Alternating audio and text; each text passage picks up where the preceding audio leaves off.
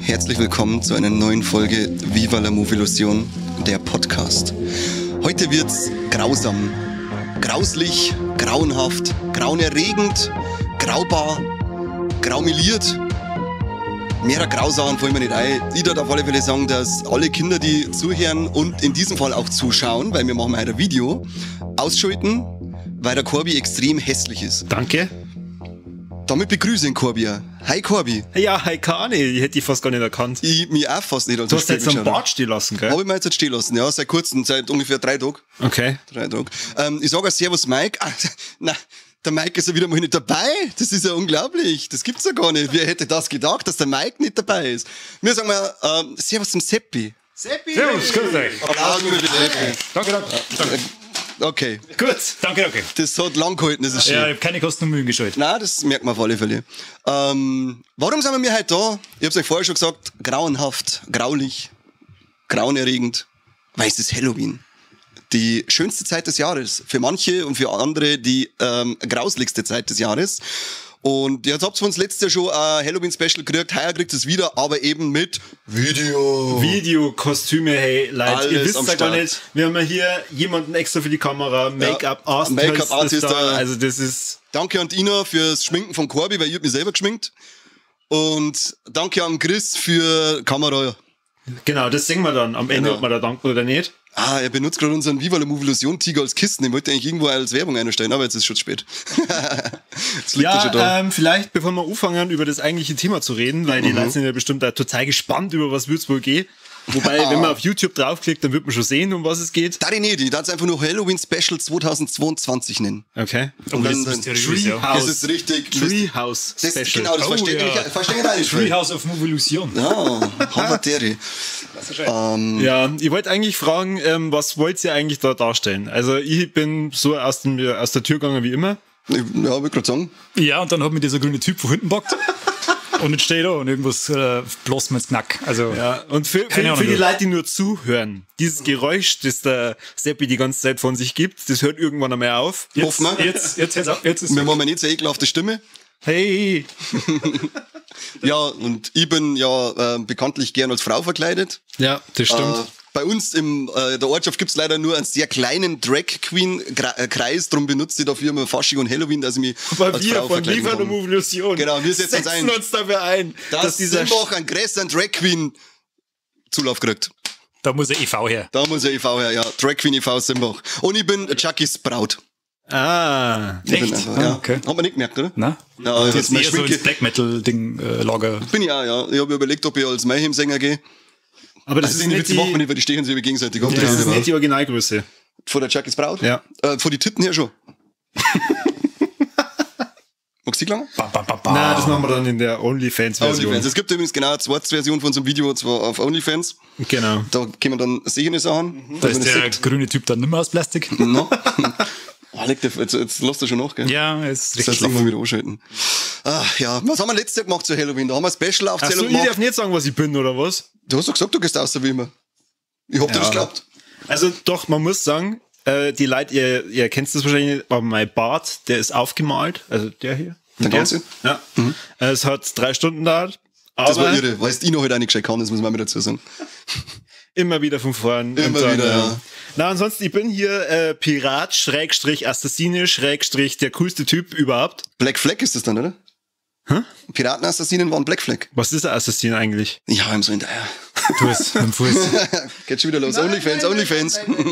So, warum sind wir denn eigentlich da? Weil wir ein neues Halloween-Special aufnehmen wollen. Oh, lecky. Übrigens, schaut's mal. Boah, lecky, fürcht mich. Der leicht sogar. Wow, wenn man das im Dunkeln sieht. Das wird es jetzt auf alle Fälle gut erkennen auf der Kamera, wie dieser Halloween-Kürbis leicht. Ihr werdet euch denken, Mann, ey, verdammt, da stand Simpsons Special. Fangt bitte an. Nein, wir haben ja gesagt, wir nehmen das Treehouse. Achso, Treehouse. Aber der Corby hat jetzt gerade gespoilert. Wir machen heuer keine normale Auflistung von Filmen, die wir empfehlen für Halloween, sondern wir unterhalten uns mal über Sachen aus unserer Kindheit vor allem.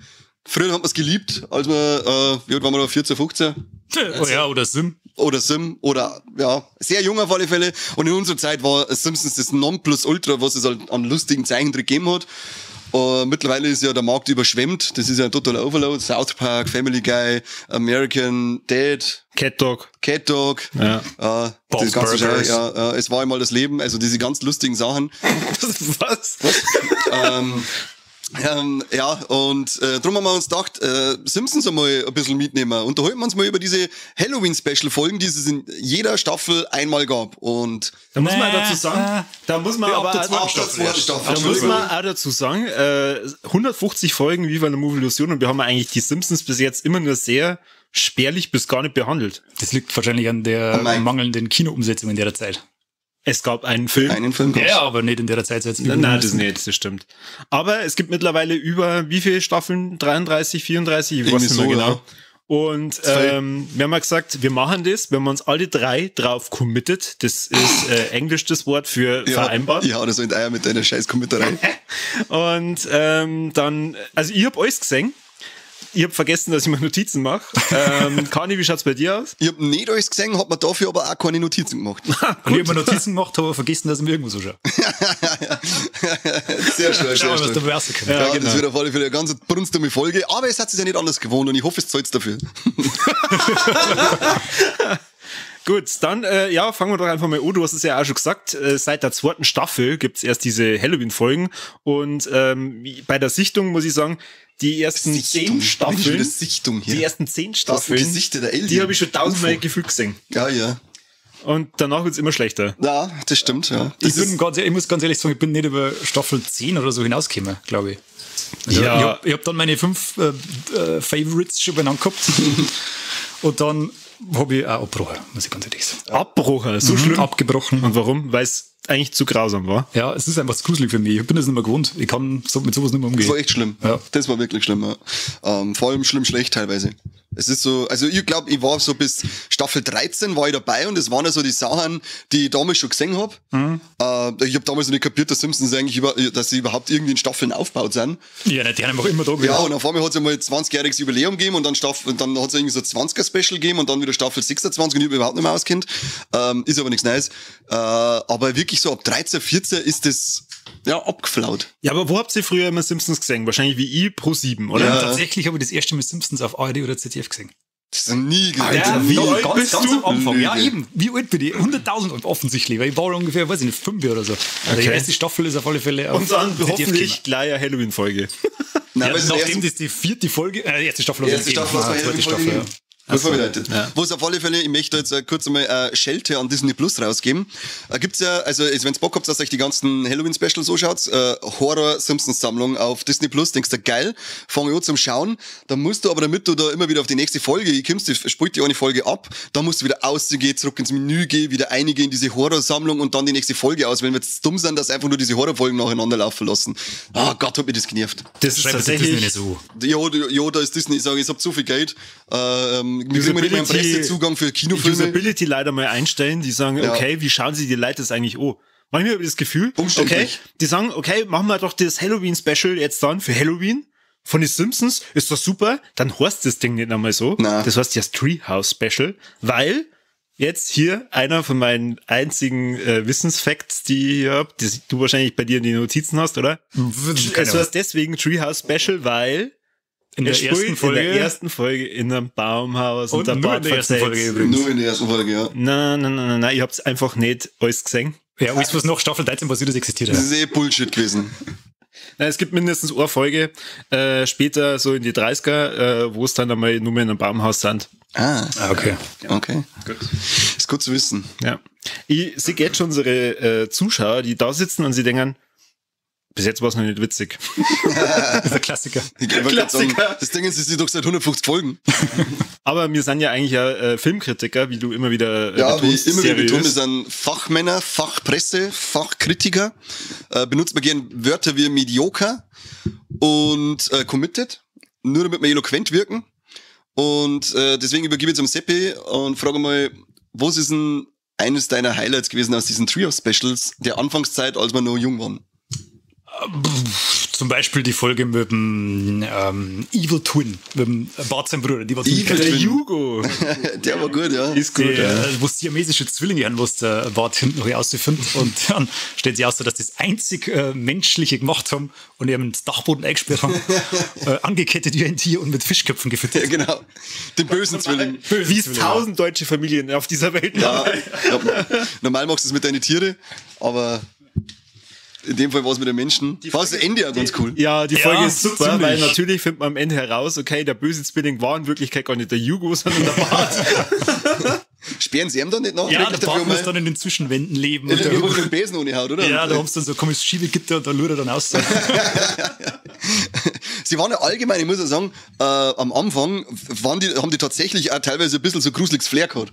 Die haben ja, das waren ja voll Parodien von echten Horrorfilmen. Ja, genau. Shining zum Beispiel, ist auch eine gute Folge, müssen wir haben. Sehr geil. Ja.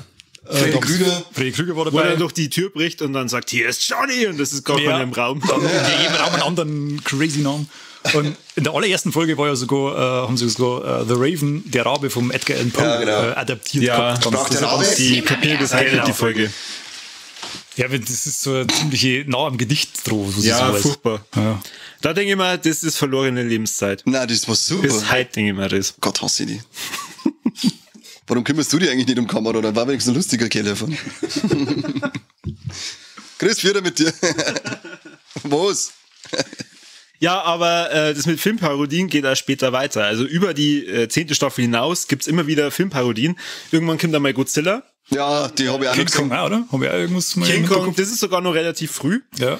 Und Marvel wird teilweise auch parodiert. Ja, genau, wenn die Universal Monsters fortgehen und sie dann verkleiden müssen, weil ihnen die Kostüme langweilig sind. Gell? Dracula, Werwolf, Mumie und Frankenstein als Frankensteins Monster gehen spazieren und werden dann angeschissen vom Nelson und seine dämlichen Freund, dass ihnen die Kostüme langweilig sind und dann verkleiden sie sich als Iron Man. Und was waren es noch? SpongeBob. Iron Man, SpongeBob, was haben sie noch gehabt? Die anderen zwei, fuck. Die habe ich nicht gesehen, keine Ahnung. Das war aber ganz witzig, dass ja die Kostüme jetzt langweilig sind, deswegen verkleiden sie sich rein. Und dann wird es für eine Frauen, vor allem die weiblichen Pendants, werden sie dann verprügelt, weil sie nämlich irgendwelche, zum Beispiel der Marge ihre Schwester aufreißen auf dem Halloween-Festival vom Humor. Selma, oder was? Jetzt Patty und Selma, oder? Selma, ja. Wie ist euch da so gegangen, wenn ihr jetzt die Halloween-Folgen angeschaut habt? Schaut ihr regelmäßig Simpsons? Ist es so, dass ihr sagt, ah ja, ich kenne jeden Charakter so, als wenn er mit mir zusammen leben wird? Hab ich mal. War Ja, echt mal so. ja. Ich glaube, also wirklich die ersten 15 Staffeln oder so, wie ich auswendig Kinder. Ich habe jeden beim Namen nicht kennen. Und jetzt, wie mir das so geschaut haben, ist mir aufgefallen, Simpsons. dass ich fast alle Namen von den ganzen Nebencharaktere irgendwie verbummelt habe in meinem Hirn. Und echt, ich habe dann nachschauen müssen, wie der Dr. Hibbert heißt und so weiter. Hab ich nicht mehr drauf gehabt. Man hat sich ja früher in der Zeit, als man so regelmäßig angeschaut hat, ich glaube, es hat eine Zeitspanne gegeben in meinem Leben, so ungefähr von 14 bis 17, da habe ich mich nur mit Simpsons-Zitaten unterhalten. Ja, voll. Das war in der Schule, war das gang und gäbe. Ja, Ich das hab ist die normal. Ich nur gesagt. so kennengelernt. Mittlerweile sind es Pornhub-Zitate. Oh, what are you doing, Step Corby? Und South Park ist ganz schlimm. South Park ist ja ganz schlimm. Ja. Der South Park hat bei mir dann ein bisschen so als Ruhe übernommen. Der hat Simpsons eigentlich mehr oder weniger abgelöst. Ja, South Park und Family Guy. Ja, hat's bei Family mir. Guy, ja. Und Drawn Together dazwischen einmal. Ja, da war ich nicht so tief drin, aber auch, ja. War gut. Oh, ich friss die ganze Zeit meine Perücken, mir nervt's voll. Was ich auf jeden Fall sagen muss, mir fällt irgendwann auf, dass es lauter Nebencharaktere dazu kommen, die ich überhaupt nicht kenne. Da kann ich mich ja nicht damit identifizieren. Wer natürlich immer dabei ist, ist irgendwie der Milhouse. Immer komischerweise als Opferrolle. Ich weiß ja gar nicht, wie oft der da gestorben ist. Ganz anderer Typ, ganz das anderer muss man Typ. vielleicht ja auch noch hervorheben. Diese Halloween-Folgen, du hast es ja gesagt, haben immer so einen gruseligen Flair am Anfang gehabt. Das ist schon ein krasser Kontrast. Also, Ja. wenn man sich das anschaut und jeder muss einmal mindestens sterben. Und wir halt oft einmal. Also Ja. da ist ja nicht gerade so, der fällt jetzt dort um, sondern ich hab mir das oft einmal gedacht, weil ab wann sind die Simpsons freigegeben? So ab FSK 6 und FSK 12, denke ich mal, ist so der Durchschnitt von den Folgen. Und die Figuren werden in die Halloween-Folgen, die werden ja zerstückelt, da wird das Hirn rausgenommen, da wird in den Mund eingelangt und das Herz rausgerissen.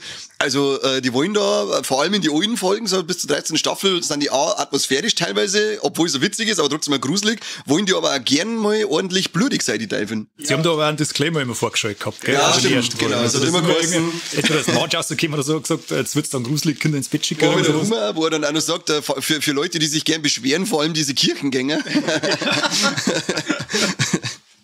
Das war auch gut. Was ich geil gefunden habe, gestern haben wir so die letzten Folgen, also praktisch die neuesten Staffeln dann gesehen und dann sitzen wir gerade da und beide beim Essen, also ich und meine Frau und dann ich möchte mir gerade eine Pizza reinschieben und dann kommt eine Folge, wo der Homer sich selbst isst. Also er schneidet den Finger ab und denkt sich, ich habe so viel Hunger, ich habe nichts mehr zum Essen daheim. Dann ist jetzt mein Finger und dann habe ich gedacht, so, wir schauen jetzt mal nur eine Folge Modern Family. und dann können wir die Folge zu Ende gucken. Special-Folge wird die. So Halloween-Folgen von Modern Family sind immer gut. Ja, das stimmt. Ja, das stimmt. Oder? Aber sagen wir mal, es ist halt nicht so gruselig und so krass wie bei Simpsons. Das stimmt nicht. Aber es hat doch irgendwann geheißen, dass sie sich dem Haus nicht mehr nähern, weil sie es übertrieben haben irgendwann. wie heißt die Frau? Claire, oder? Claire übertreibt es immer nicht. Weil das der einzige Feiertag ist, den immer sie kriegt. Ja, genau. Die waren auch gut, ja. Modern Family Folgen sind auch gut. Ja. Aber auch in die frühen Staffel finde ich, da übertragen sie ja total. Also es gibt, glaube ich... Sind wir jetzt noch bei Modern Family oder bei den Simpsons? Simpsons. Also ich weiß nicht, 4. oder 5. Staffel, wo es dann am Ende dann dastehen, nur mal dann irgendwas erklären und auf einmal wird einer die Haut absaugen. Ja. Also jedem aus der Familie, auch dem Baby. Und dann singen sie und tanzen sie und was weiß ich. Da schneidet sie nicht ein bisschen dann noch, obwohl sie im Haus sind? Dann kommt der Hund und frisst die Eingeweide vom Bart. Total gestört. Und ich denke mir dann, das ist das läuft ja nach wie vor im Free TV. Ja. Und ich bin mir ja nicht sicher, ob die Leute es dann irgendwie unterscheiden, so, okay, es ist jetzt zwischen Simi und 8, ist glaube ich immer das gewesen, wo es bei ProSieben gelaufen ist. Ja. Lass mir die Folge von mal laufen. Das ist eher Kinderserie, ist Zeichentrick. Ja, Zeichentrick. Wie der Mike sagt, Zeichentrick ist das auch. Anime, Chainsaw Man, also ein Zeichentrick, das habe ich schon gesehen, gell? Habe ich schon gesehen, ne? Scheiße, Mike nervt mich so viel, die Depp. Und dann kann er nicht mehr mitmachen. Du kotzt mich an, Mike, du kotzt mich an. Nein, ich hab ihn lieb. Ja. Yeah. Echt nach der letzten Folge? Auch, ja. Okay, bin ich mal gespannt. Jetzt lasse ich die Hörer, überlasse ich euch zu entscheiden, ob sie die zwei noch lieb haben, wenn sie die Folge Wallex Oktober 2022 euch angehört habt. Best Friends. Die können sich ja mal streiten, weißt du? Was sich liebt, das neckt sich. Ja. Schwuchteln. Sagt der Typ im Frauenkostüm, ja. Hallo? Hallo? Darf ich nicht? Ja, also welche Folge hatten sie dir ins Hirn gebrannt, so früher Kindheit, wo du sagst, boah, leck, ja stimmt, Simpsons haben Halloween-Folgen. Ja, das war die Folge, als der Hausmeister Willy zum Freddy Krüger verschnitten wird. Ist er da eigentlich auch hinterrücks mit der Axt ermordet worden, weil das war ja Running Game. Ich wollte gerade sagen, Das ist das von Shining, das ist so gut. Das kommt dann immer wieder in der Folgen. Wo dann einer, den du möchtest helfen, oder? Und dann dann wieder steht er da und von hinten kommt immer eine Hacke daher. Und in jeder Folge, genau, das war so mein Highlight, weil mein erster Horrorfilm war ja Freddy's New Nightmare, der 7. Teil. Das war mein erster Horrorfilm, der mich dann geprägt hat fürs Horrorgenre. Und ja, und dann schau ich jetzt Simpsons so, und auf einmal gibt's da Hommage an Freddy Krüger. Geil, haben wir gedacht, geil. Vor allem, was ist ein Mähdrescher oder Häcksler, in den er sich mal verwandelt. Und dann am Ende, glaube ich, eine riesige Spinne. Ja, genau. Ja. Super, Weltklasse. Ich mag diese Folge gern. Maggie Scholl legt dann einen Schalter um oder irgend sowas, oder? Ja. Oder nicht? Ja. Die mag ich ganz gern, die Folge. Mit der Shining-Folge, die habe ich damals sogar lieber als im Film. Ja, vor allem, weil es wird einfach alles komprimiert und nur die wichtigen Sachen. Ja, genau, nicht auf 3 Das habe ich Stunden. mir auch gedacht. Eigentlich ist schon krass, oder? Wie komprimiert die das machen und du kannst trotzdem die ganze Zeit Der an den ganze Film Film ist- denken ja. und denkst dir, ja, genau, das ist geil in dem Film und das. Der Und das. ganze ist Film ist Wichtige dabei. erzählt. Der ganze Ja. Film ist erzählt mit einer 20 Minuten Simpsons-Folge. Also ist Stanley Kubrick. Es sind Minuten. Das sind gerade- ja, stimmt, also ganz für die kurz. Leute, die noch nie Simpsons gesehen haben, das erklären wir nicht. Schaut sich bitte da was anderes an. Aber für die Leute, die noch nicht alle Halloween-Folgen gesehen haben, es sind immer 3 Episoden in so einer Halloween-Folge. Mittlerweile gibt's 34 Staffeln, 33, ich weiß nicht mehr genau. 33 oder 34, ja. Zumindest bei Disney Plus geht's bis Staffel 33. Das heißt, minus Staffel 1 sind's 14. 32 Halloween-Folgen. Verdammt. Mal 3 ist 98.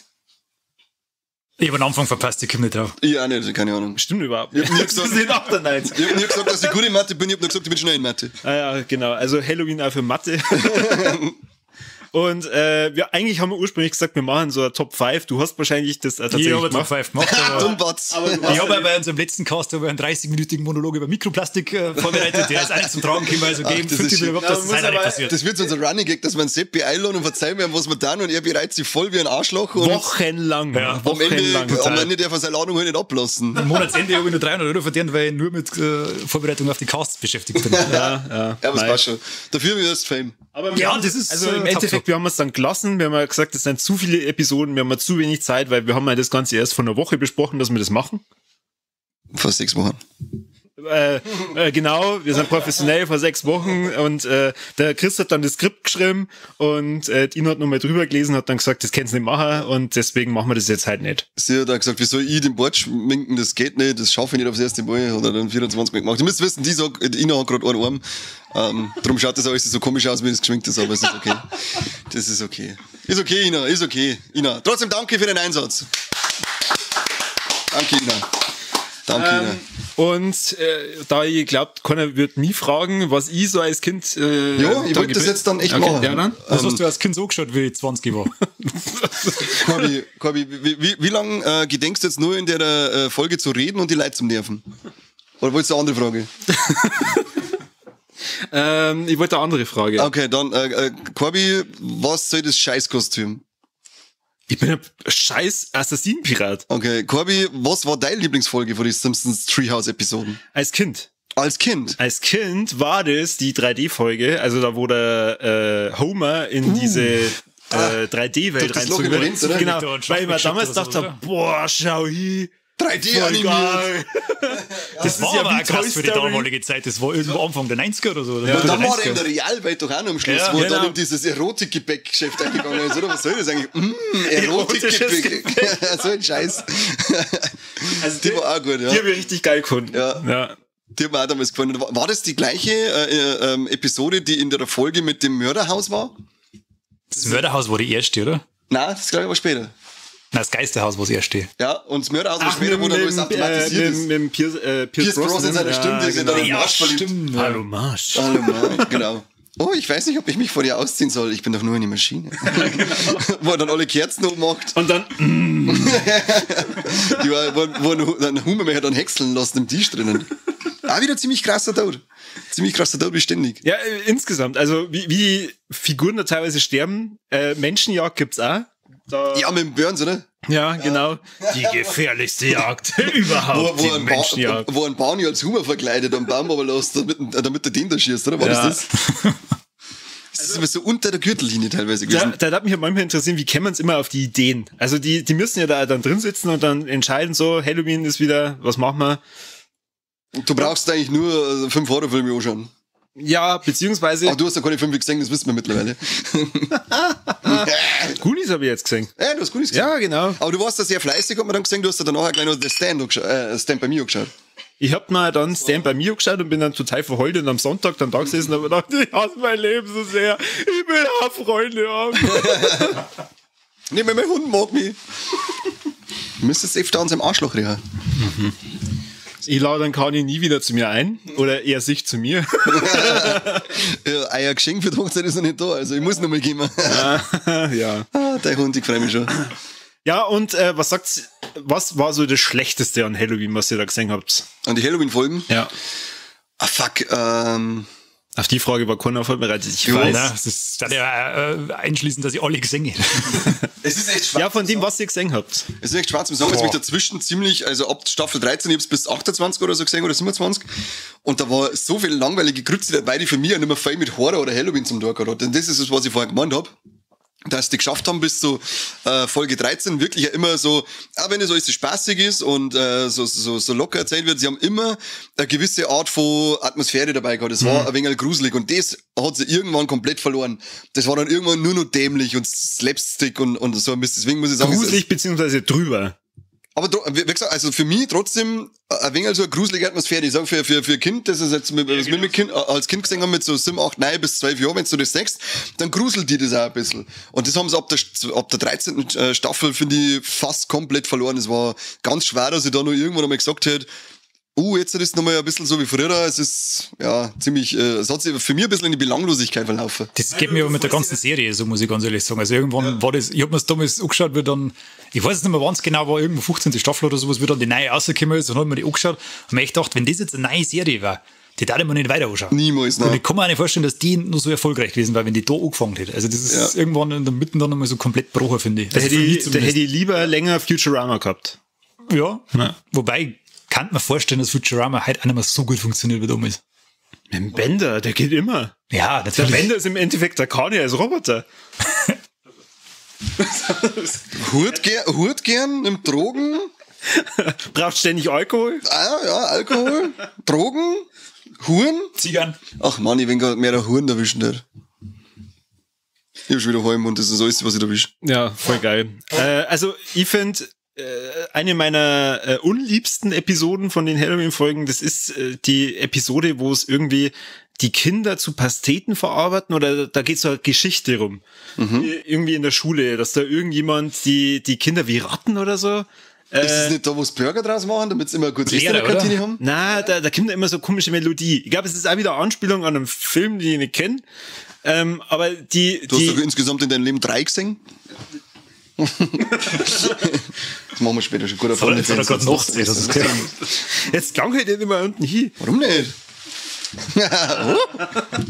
Nix und einer. Ja, Moment. Oh Gott. Warum habe ich und- ein bisschen die Maske? Also da gibt es 2 Folgen. Es gibt einmal da, wo es alle Schüler verarbeiten zu Burger. Die Und ist, dann gibt's- die ist aber gut. Und dann gibt's eine, wo irgendein ein böser Koch oder so die Kinder immer kocht. Jedenfalls die Scheiße, die Folge, also an die Simpsons-Macher, die das natürlich gerade gucken. Natürlich. Also Matt die, Gröning, habe ich dir. ja, servus. Die fand ich blöd. Echte Depp. Machen wir gescheite Sachen. Weiß nicht. Was ich, einer meiner Lieblingswitze, der ist rausgekommen bei, kennst du noch die Folge, als der Hummer der tot wird? Ja, die ist super. Wo der Becher, einen Bartbecher umbringt, oder? Genau, und er bringt, glaube ich, einen Tod um. Genau, der Bart soll sterben und er haut einen Tod oder eine Bowlingkugel auf den Kopf auf und dann ist halt der Tod tot und dann stirbt keiner mehr und dann heißt er, zuerst sitzt er immer nur auf der Couch und trauert um ihn und dann sagt er immer so geil, tot, du warst immer so der tolle Nebenspieler im Leben oder wie ein Ober im Restaurant, so ganz einen komischen Vergleich bringt er und dann sagt er einen Satz, der so geil ist, wo er gesagt hat, du hast immer dafür gesorgt, dass die Kranken verschwinden und auch die Alten und Behinderten. Und da denkt, Alter, der Witz ist so krass, das kannst du nicht um 12 für FSK 12 bringen, das hat South Park Niveau. Das ist mindestens FSK 16. Aber die Art und Weise, wie er zum Tod wird, ist schon cool. Ja, genau. Wo es dann sagen, ihr könnt doch den Tod dann nicht die ganze Zeit im Wohnzimmer liegen lassen. Und Homer bringt dann mal bitte raus, dann schüttet er die Knochen in die Biotonne und schaut dann was ist das, die Kutte, oder? Die Kutte Das dann heißt so der rum. Robi, ja. Genau, und Oh, die ist schön rum. weich. Und nur weil es ist ein scheiß Kittel und sagt, wird er deswegen zum Tod. Ja. Super. Hast du nicht gesehen, wo er einen Pakt mit dem Teufel schließt oder beziehungsweise wo er seine Oh. Seele für einen Donut verkauft? Ja. Das ist super. Der verbotene Donut. Genau, eine Nacht dauert es, bis er am Doch frisst. Das ist super. Pavarotti hat bereits nach der Hälfte Ja. aufgegeben. Und dann wird geil, dass er dann am Schluss wird er ja doch, da wird doch dann der Chord da gemacht und dann waren sie eine Verhandlung. Ja. Und dann kommt er doch da durch das, dass der Mensch rettet er im Prinzip mit ihrer Liebe und dem Satz, der da hinten drauf steht. Ja, schwul. Und dann wird er freigesprochen, dann muss er aber seinen Kopf aus Donutform drum. Ja. Und dann frisst er sich die ganze Zeit selber. Ich kann auch nicht so viel, wenn ich so lecker und süß bin. Und weiß die ganze muss ich jetzt weglassen. Das ist aber nicht die Folge, die ich vorhin gemacht habe. Da hackte sie wirklich einen Finger ab und dann isst er sie nach und nach selbst. Die ist echt krank, die Folge. Was ist los mit euch? Wir wundern uns immer nur, dass die Folge, wo er den Hummer hat, nicht als Halloween-Special. Schnappi, oder? Na, Zwicki. Zwicki Ja, oder Zwicki ist weglassen. Und dieses Ende ist ja Halloween-würdig gewesen. Ist euch aufgefallen, Zwicki und Stampfi sind richtig geile Tiernamen? Wer ist ein Stampfi? Der Elefant vom Bart. Ach, Stampfi, stimmt. Ist das den, den sie wieder freilassen, wo es dann mit dem Kopf über irgendwo dagegen hauen? Das ist doch ein Gewinnspiel vom Radio. Ja, genau. Und dann, ja, wir erfüllen nicht jeden Wunsch. Ich hätte gerne einen Elefanten. Jeden Wunsch, ja? Ja. Das ist aber die Folge, wo am Schluss der Hummer die ganze Zeit mit dem Kopf gegen den anderen Elefanten haut, wo du dann hast, warum sie das machen und dann hast du so, Ja, genau. für den Ja. Bierkämpfe oder so ein Was Mist oder so. auswildern, oder? Und manche machen das einfach nur, weil sie dumm sind. Und dann sagst du den Hummer im Hintergrund. Die waren klasse, ja, voll Idioten. Simpsons ab und zu kann man drüber lachen. Ab und zu schon, ja. Und so, ja. Meistens behandeln sie aber auch ernste Themen, muss man sagen. Sehr ernste Themen, ja. Sie sind auf alle Fälle, sie haben schon aber einige Sachen drinnen, die in Sozialkritik mit einlaufen. Bei Halloween oder was? Ja, ja, aber bei Halloween zum Beispiel bei der Folge, als die Delfine befreien und die dann die Welt übernehmen, fand ich auch mit dem Ding, Das ist dass so. Smirky. Wie? Ich glaube Smirky, oder? So heißt der. Ich weiß nicht mehr, es war auf alle Das war Fälle. wieder einen total süßen Namen. Und er ist der König der Delfine gewesen. Und das war ja damals auch schon so, sag ich jetzt mal, das Ankreiden von SeaWorld. Das ist dann, ganze der Scheiße. Lenny schwimmt doch dann umeinander. Oh, die netten Delfine, die Ja, klauen genau, der Meere und dann boom, hauen sie die Er ganze ist im Meer und sauft und sagt so, ach, Alkohol und im offenen Meer schwimmen, was gibt es Schöneres? Und dann wird er von Delfine verprügelt. Das hat er schön. Aber es war ja da auch schon so ein bisschen so sozialkritisch mit der ganzen SeaWorld-Scheiße. Das gleiche ist ja die Folge, als sie mit der Affenhand. Oh, die ja. Wünsche, wo dann wünscht sie, ja, glaube ja. ich, Lisa, dass es keine Waffen mehr gibt. Der Weltfrieden wünscht er sich. Genau. Und dann gibt es keine Waffen mehr. Und dann kommen ja diese geilen 2 Aliens, die immer da sind. Ja. Ja. Das ist ein Cosmo und Nein, nicht Cosmo. Kodos. Kodos. Anderes. Kang. Kang, genau. Kang und Kodos. Kang und Kodos, Und die ja. kommen und haben dann einfach nur einen Stock. Ja, und eine Schleuder. Und eine Schleuder. Mit dem erobern sie halt dann die Menschheit und dann vertreiben sie sich ja doch wieder und dann heißt also, irgendwann wird die Menschheit sich einen Stock bauen, mit dem sie sich selber zerstört. Das ist ja wieder voll, eigentlich so ganz unterschwellig, oder was ist unterschwellig? Eigentlich ganz offene Sozialkritik an die ganzen Waffen. Ja, da gibt's nur eine Citizen Kang, da wo sie ja quasi, da wo die zwei dann sie als die Präsidentschaftskandidaten verkleiden und dann müssen sie es ja wählen. Bill Clinton und den anderen Typen, den kein Mensch mehr heißt, Bob Dolan, ja. Ja, die Leute fragen sich, warum ihr Händchen haltet. Wir tauschen Proteine aus, oder was? Ja, genau. Und da ist ja dann auch am Schluss so, dass dann werden sie dann demaskiert und dann stehen halt Leute, dass das eigentlich zu Außerirdische werden. Aber da die ja so ein Zwei-Parteien-System haben, ja, sagt der, dann will ich jetzt den aus der dritten Partei wählen. Ja, schmeiß deine Stimme weg. Und dann wähle ich doch mal den so. Also, ihr müsst uns jetzt wählen, dann wähle ich den aus der dritten Partei. Schmeiß deine Stimme weg. Die scheiß Aliens sind einfach eklig. Ja, super. Die haben in der ersten Folge eingeführt worden, in der ersten Halloween-Folge. Was denn? Angeblich sind die in jeder Folge dabei. Also ich weiß, in fast jeder Männer haben sie wahrscheinlich noch ein paar Cameos irgendwo im Hintergrund, oder? Wahrscheinlich, ja. Kommentieren es dann immer von der Weide. Ja, das ist immer ganz, ganz fleißig dabei, dass dann einfach, auch wenn sie die ganze Folge keinen Nutzen gehabt hat, dass sie überhaupt dabei sind, sie werden aber am Schluss nicht mehr eingesperrt und sind in einem UFO und beobachten das Geschehen auf der Erde. Wenn ich da dein Kostüm so ein bisschen anschaue, Chucky die Mörderpuppe haben sie auch einmal, als Krusty die Mörderpuppe. Stimmt. Ja, stimmt. Der mittelalterlose Clown oder irgendwie so als Kosten, glaube ich. Da war ein Humor umbringen möchte. Und dann ist so, sie haben ja auf böse und nicht auf gut eingestellt. Und dann stellt er auf gut um und dann, ich liebe dich. Das ist so geil, weil da ist er quasi sein Diener und lebt da wohl im Puppenhaus und kommt dann heim zu seiner Frau, das sind Barbie-Puppen, das ist dann sein Leben. Beschwert er sich dann. Geil. Super. Ja, ansonsten. Was ein geiler kleine, für mich ein kleine schöne Ding war, weil wir jetzt das letzte Mal Halloween Ends angeschaut haben. Zauberhafter, romantischer Liebesfilm, der Mike kann es bestätigen. Hat mir beim Schneiden auch Spaß gemacht. Also als ich das gehört habe, habe ich mir gedacht, wow, klingt wie Notting Hill. Hätte ich schon Bock drauf. Es war fast Notting Hill. Ja. Auf alle Fälle, wir gehen in einer Folge, es war jetzt irgendwo 22. oder 23. Staffel, geht der Humor rum und pfeift die Melodie von Halloween. Schönes Ding, habe ich mir gedacht, schönes Ding. Ja. Schön, unterschwellig. Mag ich. Das mag ich. Ja, ansonsten nur eine Folge, die ich gern gemacht habe, in den ersten paar Staffeln, da wo Lisas Zahn, wo sie ein Experiment macht und dann eine kleine Stadt dort entsteht und dann natürlich der Bart kommt und das sickt und dann, ich weiß nicht, irgendwie drauf trampelt oder so. Ich glaube, dass irgendwas einsticht oder reinhaut. Meinst doch dann auch klar, oder? Ah, stimmt. Und dann sie ist ja der Gott quasi für die und der Bart ist ja der Teufel. Beides noch nicht klar, sondern nur sie. Ja, nur sie. Weil er steht davor und sagt, du hast dir die Schule nachgebaut. Stirb! Stimmt, ja. Und dann sagst du unten steht, alles sie brennen, alle sterben, ich schon wieder heim und das ist so schlimm. Das ist aber auch ein gutes Beispiel für das, dass das ganz viele Folgen, wo denen einfach nicht gut ausgingen. Weil in der Folge zum Beispiel bleibt ja Lisa, weil sie können es zwar schrumpfen, aber sie können es immer groß machen, also muss ihr Leben jetzt bei denen fristen. Als Gott. Und mehr Schuhe, und zwar gemütlich, sagt er. Das ist ganz oft so, dass die das Schicksal dann nicht gut ausgeht mit denen.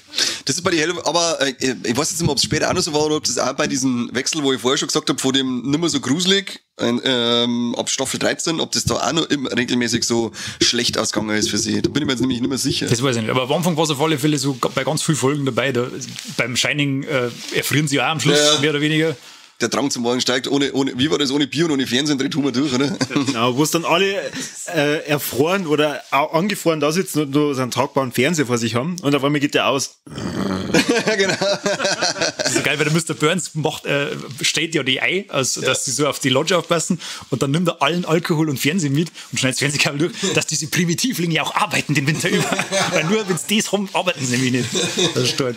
Das ist so bescheuert. Ach, das Fernsehen geht nicht. Naja, gut, dann hole ich mir halt ein Bier.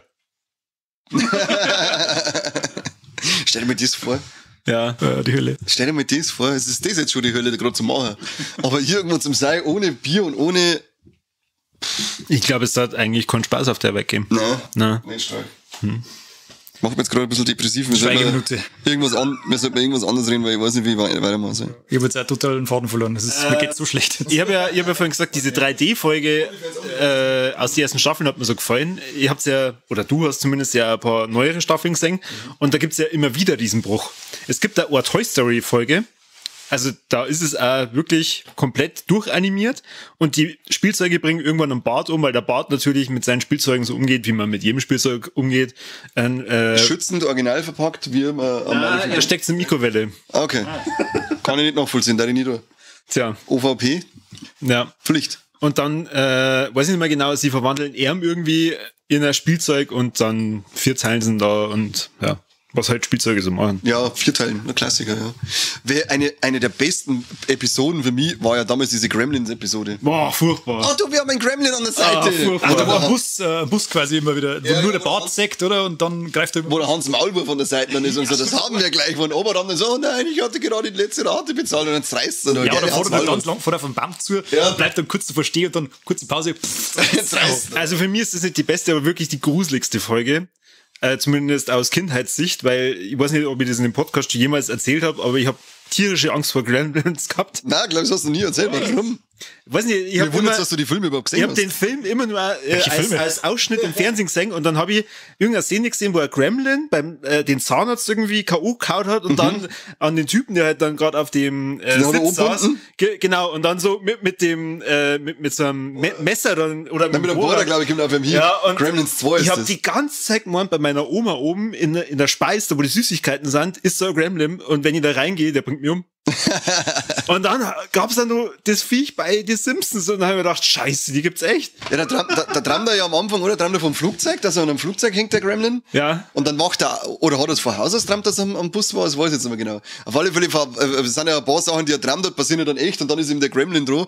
Und das finde ich war damals auch noch eine, es war zwar witzig zum Anschauen, aber es war trotzdem für Kindesalter, war das wieder irgendwie gruselig, wenn da der Gremlin draus denkt und reißt das Auto. Vor allem, es glaubt ihm, wir haben am Anfang keiner. Ja. Und dann irgendwann schafft das ja, dass der Gremlin auf die Straße fliegt und dann fährt der Flanders noch drüber. Und Oh, er versucht mir die Augen auszukratzen. ja, genau. Ach Gott, ich habe einen Hund angefahren. Und dann diesen hier. Oh, er versucht mir die Augen auszukratzen. Weltklasse. Ja. Und dann kommt er ja in die Schule und dann fällt der Bus auseinander und er wird gerade ins Irrenhaus dann gefahren, oder? Er ist dann oben und so, ich hatte recht. Ja. Komm, verschwinde. Da ist er doch auch oben am Sitz dann mit dem Schweizer Buben wieder geheißen. Boah, ich wollte ja eigentlich im originaler Deutscher der gell? Uta. Ja, genau. Möchtest du meine Zuckerstachel lecken? Oh, ich habe zu viel Schocke in der Genau. Sieh mal, der Junge hat einen Busen. Du, Uta, wir sind doch jetzt Freunde, dann kannst du mich hier jetzt losmachen. Ja, genau. Okay. Geile Ute. Weltklasse-Folge. Aber das war auch nicht diesmal als Kind in furchtbar in Erinnerung geblieben, weil ich halt auch Gremlins so gern mag. Ich hab mir jetzt nicht so gefochten davor. Aber ich hab's wirklich geliebt. Gremlins fand ich super. Die waren Nein, stark. also, ich muss es Kommt übrigens eine animierte Serie, die ist dann auch für die, dass du nicht mehr so fliegst. Soll eine animierte Serie, ich glaube, die heißt sogar Mogwai, wenn mich nicht alles täuscht. Gremlins, Adventures of Mogwai. Also, glaube ich, wird eher ein bisschen was für Kinder, also für den Korbi. Passt.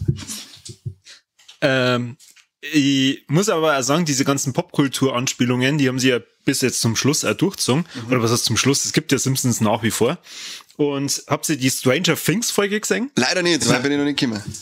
Die fängt richtig stark an und da denkt man dann, okay, voll geil, aber sie haben praktisch alle Staffeln, ich glaube bis zur 3., dann die Folge reinpackt und das Das hat bei Shining auch funktioniert. das ist also ein bisschen das Problem, das Simpsons halt dann bei diesen Halloween-Folgen dann gehabt hat. Sie übertreiben maßlos. Und auch bei der Krieg der Welten-Folge oder so, das verliert mich irgendwann, weil ich mir dann denke, ja, ist ja klar, dass jetzt die ganze Stadt wieder involviert ist und was weiß ich. Ja, wie und immer. das war am Anfang halt, weiß nicht, anders. Ein bisschen dezenter. Ja. Das ist allgemein, das ist ja das, was ich vorher gemeint habe. Es war also wirklich so, ich weiß ja nicht, wie die restlichen Folgen sind, weil ich habe ja nicht nur die Halloween-Folgen nicht mehr gesehen, sondern halt allgemein Simpsons irgendwann nicht mehr angeschaut. Ich weiß ja nicht, warum ich aufgehört habe. Das hat einfach irgendwie, war so ein schleichender Prozess, dass ich aufgehört habe mit Simpsons schauen. Und, aber jetzt bin ich neugierig, nachdem ich jetzt die Halloween-Folgen gesehen habe, ob mir auch die restlichen Folgen nicht mehr so halten kannten, wie die Halloween-Folgen mir überhaupt nicht halten haben können. Ist interessant zum Anschauen, gut, dass Disney Plus gibt, kann man Ja. alles umsonst anschauen. Und wie gratis. du halt auch schon gesagt hast, es ist ja irgendwie FSK 12. Ja, also ich glaube, das ist die höchste Freigabe, die Simpsons Eine jemals von gekriegt den haben. neuen Folgen, wo ich mir gedacht habe, es ist einfach grenzwertig, ist die Folge, wo die Killer oder Zilla, wo unter anderem eben eine Episode über einen Godzilla kommt, die ist nicht gruselig, aber davor kommt eine, wo der Tingeltangel Bob, sie am Bart recht, Ja, aber wie? wo ein Reanimator, ein Reanimation-Apparat hat. ja, ne? aber davor auch, wie der den auseinander nimmt und dann als Leiche immer noch hernimmt. Deine Magensäure zersetzt meine Bälle, oder? War Ja, das, wo seine Leiche hier liegt. Ja, genau. Also der Bart liegt dann schon am Boden und wahrscheinlich schon ein paar Tage tot. Und er spielt dann Golf damit. Also er schaut dann, dass in seinen Mund die Golfbälle reintut und sagt, die Magensäure zersetzt meine Bälle und was weiß ich. Und das ist Ja, grenzwertig. Ja, vor allem, das ist gleich der Anfang von der Episode. Also normalerweise ist es ja so, diese Halloween-Episoden fangen an und es wird dann nach und nach irgendwann grenzwertig und gruselig. Na, das fängt einfach voll an. Tingle Bob tötet Bart. Punkt. Bam. Genau. Spät sie damit seine Leiche. Wahnsinn. Da mal es grüßen. Ja. Wenn die USA ist, so meistens ist es ja immer so, dass die einen Zeitraum zu Halloween kommen. Da ist ja jeder gefasst drauf. Aber bei uns kommen die teilweise total random irgendwo unter dem Jahr. Hey, Weihnachten, frohe Weihnachten, bam, Halloween! Ich jetzt einfach nicht damit, dass sowas passiert. Und da ist auch so, bei der Folge, von der du gerade geredet hast, die haben wir nämlich auch vor kurzem erst mal angeschaut, dann hat er diesen Reanimationsapparat, wo er dann draufdrücken kann, einen Bart wieder herstellen kann, er wieder umbringen.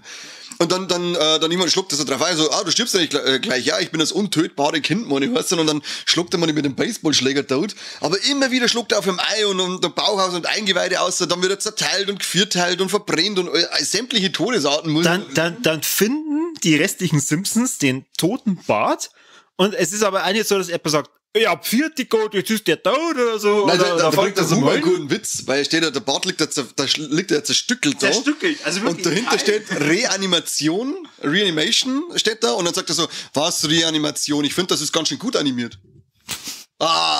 Dieb, der war Meta auf alle Fälle. Aber doch gut gemacht, Humor, du Vollidiot. Also, wie schon gesagt, das ist halt einfach so extrem drüber, dass ich mir dann teilweise denke, es ist schon grenzwertig. Und da darf mich dann auch interessieren, wie halt dann die anderen Simpsons-Folgen mittlerweile so, weiß ich nicht, für Erwachsene ausgelegt sind oder was weiß ich, aber ich hätte auch keinen Bock, dass ich das mal anschaue. Prinzipiell hätte ich schon ein bisschen Bock, muss ich ganz ehrlich sagen, vor allem auf die alten Sachen, weil bis zu die Zahlen, die ich damals schon rede nur von den neuen. Also ich rede jetzt von den neuen Staffeln. Ja, genau, das meine ich. Bis die alten, auf die hätte ich voll Bock, dass ich mir die wieder anschaue, aber auf die neuen habe ich irgendwie überhaupt keine Lust. Und für uns ist, glaube ich, auch, als die damit aufgewachsen sind, ist es ja schwer, habe ich ja bei den Halloween-Folgen gemerkt, es ist echt schwer, sich mit den neuen Stimmen anzufreuen. Ja, klar. Ja, ab der 27. ist die Stimme vom Homer neu. Ja, genau. Ich finde, dass man sie an Anke Engelke ja relativ schnell gewohnt als Marge. Ja, das ist gar nicht so abwegig gewesen damals, ja. Aber es ist trotzdem allgemein, andere Nebenfiguren kriegen ja auch irgendwann einmal neue Stimmen, das ist allgemein, weiß nicht. Mo, Mr. Burns. Das haben wir schon so gemacht, das ist mein Motto. Und dann auf einmal, was soll das? Naja. Was stinksauer. Mir ist Bier ausgegangen, muss ich feststellen. Ja, schon lang. Am Kameramann auch schon wieder, nickt der gerade schon hin. Sollen wir eine kurze Pause machen? Sollen wir eine kurze Bierpause machen? Ja, dann. Muss ja mein Kostüm noch mehr aufblasen. Leute, dann geht's jetzt zum Biersinn. Ja. Schön abklopfen, es wisst ihr, öfter als 3 Mal abklopfen, weil das ist gewichst und dann treffen wir uns gleich wieder. Bei Teil 2. Herzlich willkommen zurück zum Halloween-Special von Viva la Movilusion 2022. Wir waren jetzt mal kurz Biersinn, alle auf dem Klo, haben uns ein neues Bier geholt. Prost. Meinst du es nicht so kalt? Meinst du nicht so kalt? Aber ich bin's ja nicht anders gekommen von dir. Ja, aber eigentlich warten im Kühlschrank eine Kohlen. Du hast uns für die Kohlen, Arschloch. Fotze. Es wird euch aufgefallen sein, diejenigen, die natürlich per YouTube dabei sind, einer von uns hat sich kostümtechnisch verändert. Ja, ihr habt meine Kapuze wieder auf. Ich nehme sie aber jetzt ab, weil da wird schon unangenehm, so mit einer Kapuze ist auch unangenehm. Ja. Verstehe. Vor allem, ich stelle mich gerade darauf ein, dass wir die nächsten 3 Stunden weiterreden. Und tja, ich habe natürlich die Pause genutzt und habe dann noch mal kurz nachgeschaut. Gehirn, Kim, streng die Uhr. Was waren nur für geile Folgen dabei? Eine Folge war dabei, Tod in der Manege, wo der Bart seinen Kopf verliert und auf die Lisa drohnaht wird und dann praktisch den Tag von der Lisa miterlebt. Grandios, weil er merkt in der Nacht, also normalerweise wird dran genäht und jeder, der schon mal seinen Kopf verloren hat und irgendwo anders, also ich zum Beispiel bei dir drohnaht wird, wenn der Kane wach ist, dann kann nur er seinen Körper steuern. Das ist selten, dass ich wach bin, ich schlafe relativ viel. Genau, das ist Vorteil für mich, weil sobald er schläft, kann ich seinen Körper übernehmen. Hast du dann schon mal mit meinem Körper masturbiert? Ich glaube, das ist das geringste Problem. Das ist doch eigentlich der einzige Antrieb von dir, oder? Hast du mein Arschloch entjungfert mit meinen Fingern? Wir driften ab, Gentlemen. Entschuldigung. Willkommen bei der OnlyFans. Das war schon wieder OnlyFans, verdammt. Ja, das ist, wenn wir das gleichzeitig machen, dann komme ich durcheinander, das tut mir leid. Ei. Dann wisst ihr jetzt auch, was wir in der Pause getrieben haben. Ich hoffe nicht, mein Arschloch entjungfert. Oh Gott, nein. Ja, aber habt ihr wahrscheinlich ja nichts gesehen, oder? Tod in der Manege? Nein, ich kenne die noch dunkel, habe ich es noch im Hinterkopf, aber jetzt frisch gesehen habe ich es nicht. Sicher, ist irgendeine Staffel zwischen 10 und 20. Ja, das sagt mir aber was. Ja, aber ich habe hin und wieder mal reingelunzt früher. Es ist ja nicht so, dass ich einen harten Cut durchgezogen habe, so ab Folge X. Und dann hast du irgendwann gesagt, so, Simpsons, das war's. Irgendwann wir haben uns einfach auseinandergelebt. Das passiert ab und zu. Ja. Das musst du nicht dann einfach Wir haben andere kennengelernt. Ja, South Park zum Beispiel. Ja, eben. Da wenn halt eine geilere kommt, dann musst du sagen, Aber man muss schon sagen, Schlamm. keine andere Zeichentrickserie hat das so konsequent durchzogen, so ein Special ja in jeder scheiß Staffel wieder zu bringen, egal ob es gut war oder schlecht, außer die Simpsons. Das stimmt, ja. Ja. Dann auch Running Gags implementiert und immer wieder so. Ach, implementiert ist okay, aber wenn ich committed Das ist- sagt, das ist Das scheiße. ist ein normales Wort implementiert. Committed. Wir committen uns darauf. Das ist was war das scheiß Wort? Telco. Telco ist genauso Telco. behindert. Genau, das Wort dediziert und dezidiert. Das habe ich nie gesagt. Na, du nicht, aber es gab einen anderen Geschäftsführer in unserem Bereich, der hat das gern hergenommen und dann hat es auch noch die damalige Firma, die zu Besuch da war, hat das Wort dann auch hergenommen und ich bin so da gesessen, die war halt dumm und hab mir gedacht so, kenn ich das Wort, google die danach, hab ich's googelt und denk mir so, das ergibt, ich sag jetzt nicht, was heißt, da schaut's selber nach, weil ich hab das auch machen müssen. Aber sie haben es auf alle Fälle in diesem Moment falsch hergenommen und danach, wenn man das Wort mal gehört hat, dann auf einmal fällt auf, das benutzen mehr Leute und es benutzen mehr Leute immer falsch anstatt richtig. Das ist so geil, weil es einen Unterschied zwischen dediziert und dezidiert nicht Das kennen. ist aber richtig fies. Also am Anfang hier wieder ein bisschen was aus meiner beruflichen Karriere. Am Anfang meiner beruflichen Karriere saß ich in einem Termin und hat's geheißen, ja, die Funktion musst du nicht implementieren, die ist obsolet. Und du sitzt da und denkst so, Oblaten.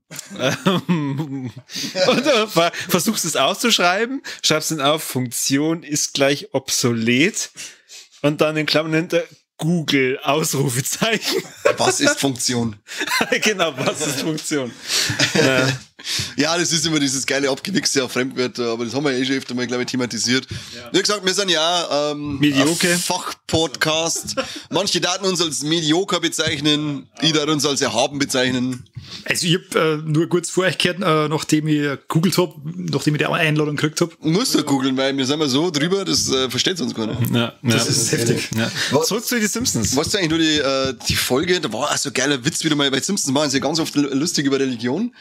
Und da war diese geile Folge, jetzt weiß ich mal, was er da genau sagt, weil er sagt, das ist ja völlig irre bei euch, wer könnte denn für etwas, das ihr nicht sehen könnt, Leute umbringen? Und dann steht dann, irgendwie so sagt er, dann steht der Pfarrer daneben so, das ist auch ganz stark gewesen. Ja, da gibt's auch eine Folge, der Exorzismus der Maggie Simpson, wo es dann als das kleine Baby ist Maggie, für wer es nicht weiß, festbunden am Kinderbett von einem Dämon besessen und dann kommt der Exorzist, ein Pfarrer, und dann, Nicht allen erwarten's. wem könnte man sonst ein Kind in die Obhut geben als ein Pfarrer? Was nicht? Vielleicht ein Pädophilen, das war gefahrloser. Ja. Maggie, die hat immer süß ausgeschaut, wenn sie einen Schneeanzug angehabt hat. Was auch schon ja, wieder das Leute stimmt, denken. gell. Ja, immer cute as Fuckboy. Dann immer cute as einmal so fuck. umfließen. Ja, genau. Immer dabei. Das war immer super. Eine der besten Folgen für mich war diese Folge, wo Springfield mit Frankreich einen Streit hat und dann schicken sie eine Atombombe um und dann diese Szene, wo die Franzosen beieinander sitzen und lachen und alle blasen einen Hals auf ihren Frosch. Und dann ist doch der Humor gerade da und schaut sich einen Bunker an und er sagt, oh, ein Sprüchekalender. Verstehe ich nicht. Verstehe ich nicht.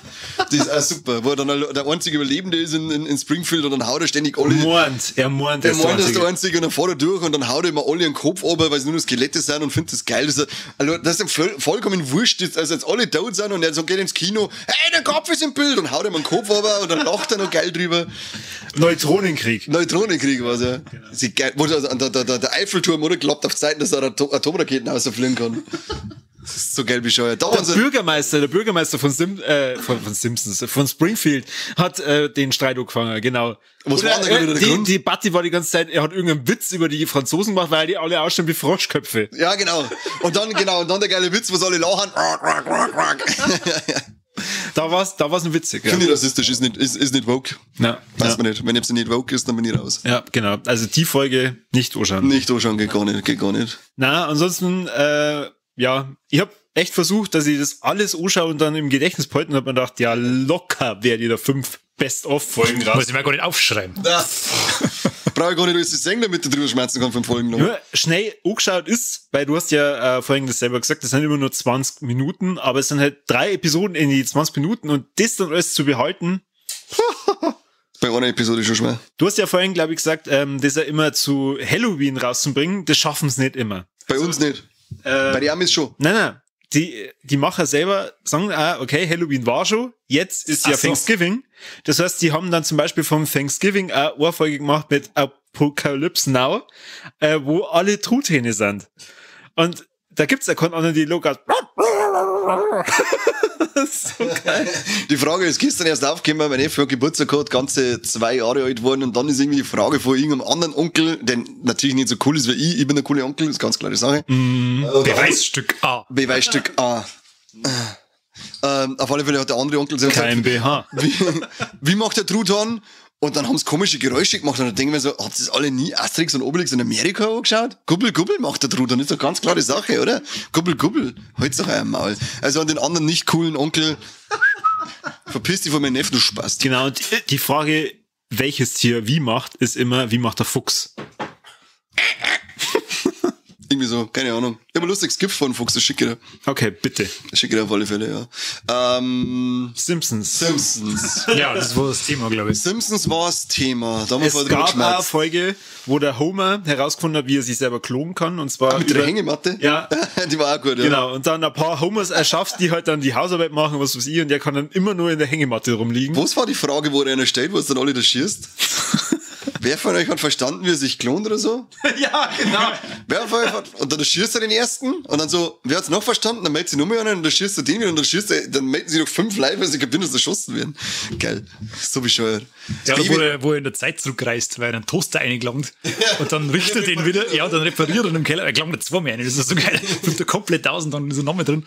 Und dann richtet er auf alle Fälle und dann reist Genau, er in der Zeit Regel zu den Nummer Dinosauriern 1 zurück. bei Zeitreisen. Auf gar keinen Fall irgendwie in die Zeit eingreifen. Und dann kommt eine Mücke und dann zerschlägt das gleich. Das Geile ist, das ist der Rat, den dann der Grandpa an seinem Hochzeitstag gegeben hat. Falls er jemals in der Zeit zurückreist, soll er nirgends draufsteigen. Natürlich. Der beste Hochzeitsrat. Wo er dann wieder zurückkommt und dann ist er doch da sind sie voll reich in einer Villa und alle sind voll. Und dann so, Marge, ich hätte gerne einen Donut. Was ist ein Donut? Nein! Und dann Denken sie es aber, gell? ja, genau, lieber verzichte auf alles Geld dieser Welt, bevor er keine Donuts mehr kriegt, verpisst sich wieder zurück in die Vergangenheit und dann, oh, es regnet wieder und es regnet Donuts. Und zum Schluss ist er einfach erst, also man meint, er ist wieder in der normalen Welt und dann, ja, was ist ein Donut? Ja, ganz klar, das und das. Okay. Und dann merkt er, okay, alle haben so Reptilienzungen. Damit kann ich leben. Bis es aber eigentlich, wenn das erste Mal zurückkommt, wenn der Ned Flanders der Alleinherrscher der Welt ist. Ja. Wo halt Leute dann in so ein Nedifizierungscamp schickt, wo es dann alle wieder auf Bahnbrot werden. Das ist auch Es ist halt echt Scheiß so- Ned Flanders. Es ist so grenzwertig da. Voll. Also es ist, Das ist einmal machen sie, weil ich sag's grenzwertig, dann machen sie ein Jaws bei irgendeiner Folge und Maud, oder hat's geheißen, nicht seine Frau? Die stirbt ja irgendwann und dann geht's irgendwie darum, dass jetzt Maud wieder bei der Jaws rufen und er ist halt voll fertig, weil seine Frau tot ist und dann kommt der Bart und verkleidet sich als Mann und sagt so, oh Ned, ich liebe dich. Und also, oh mein Gott, und dann nicht so, oh, meine Frau ist wieder da und dann macht er sich so, ah, du Vollidiot, hab dich verarscht. Und was soll das? Seine Frau ist gestorben, das ist einfach schon wieder zu böse gewesen. da gibt's aber, glaube ich, in irgendeiner Halloween-Folge so einen Part, da kommt der Teufel dann wieder. Der kommt da ständig und der Teufel ist doch ständig der Ned. Ja. Genau, und dann hast du, ja, aber, vom Ned, ja, aber was kann hier Schlimmeres passieren? Und auf einmal, also da ist der Teufel nicht der Ned, aber dann kommt Mord. Und sie sagt dann zum Teufel, ach komm, wieder ins Bett, mein Schatz. Okay. Weltklasse. Hammer. Lügen lassen, Baby Jesus weinen. Von den neueren Folgen, das hab ich natürlich voll gefeiert, ist eine Ohrparodie Black Mirror. Und zwar mit Marge KI, die in einer Küchenmaschine drin ist und dann, bei Black Mirror gibt's auch eine Folge, auch mit der KI. Ich kann jetzt einen Kani einfach einmal analysieren und in der Küchenmaschine reinstecken. Und damit der Kani genauso agiert in der Küche wie sonst auch, ist er Das natürlich Eispeibe, oder wie? der virtuelle Klon. Also das heißt, genau die gleiche Person ist da drin und die checkt nicht, dass sie die KI ist. Und da ist halt das Gleiche mit der Marge und er kann halt dann, damit sie erstmal drüber hinwegkommt, dass sie das checkt, okay, fuck, ich bin ja im Prinzip ich, aber jetzt in der Maschine drin, einfach 2 Wochen schnell vergehen lassen. Er kann einen Timer einstellen, für ihn sind das 2 Sekunden, für sie sind das 2 Wochen und natürlich ist man total fertig. Stell dir mal vor, du bist 2 Wochen lang einfach im Nichts. Oder halt in der Kirche. Oder in der Kirche, ja. So Daily Struggle of a Woman. Und das ist eigentlich schon eine harte Folge.